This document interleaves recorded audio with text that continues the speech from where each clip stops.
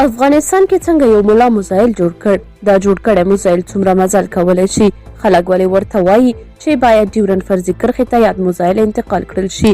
بل خوا چاو څنګه یو افغان بې پیلوټه الوتکه جوړه کړې وه؟ ویډیو وګورئ او سوله افغان چینل در سره سبسکرایب کړئ. زاویه نیوز لیکلی دی د شمس الحق خطیبي په نوم د بادغیس ولایت د اب کمرې ولسوالۍ یو اوسیدونکي ادعا کړې چې د لبیک یا الاقصی په نوم یې د لرې واټن ویشتونکی توغندی جوړ او په بریالۍ توګه ازمایلی دی. نوموړی وایي سره له دې چې د فزیک او ساینسي علومو په اړه هیڅ معلومات نه لري، خو د خپلې شخصي تجربې پر اساس یې دغه توغندی جوړ کړی او ترڅنګ یې ادعا کوي چې تر 8 کیلومترو پورې خپل هدف نښه کولی شي.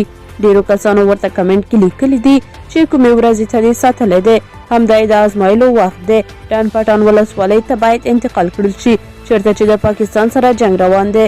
اشنا په نوم کس ورته لیکلي دي زنده باد ویاړ دی. داسې کسانو ته لومړیتوب پکار دی، خاصه روزنه او ساتنه یې پکار ده. زموږ اوسني نظام ته هم پکار ده چې خاصه پاملرنه ورته وکړي ترڅو د بل هیواد څخه سلاګانو خرید ته مجبور نشو.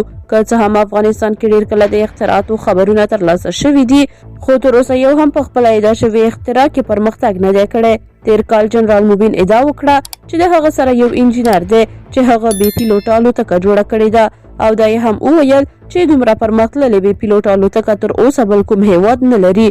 موبین زیاته کړې وه چې په یاده الوتکه ډېر کم مصرف راځي چې زما په مالي ملاتړ به لسګونه دانې جوړې کړل شي او وزارت دفاع ته به د ډالۍ په ډول ورکړل شي. خو جنرال موبین نه هغه الوتکه وازمایله او نه هم بیا چېرته همغه الوتکه چا ولیدله. د یادونې وړ ده چې د پاکستان سرسخته مخالف جنرال موبین تقریبا له نیمې میاشتې راهیسې د طالبانو په زندان کې دی او د هغه په اړه بل هیڅ نوی خبر نشته.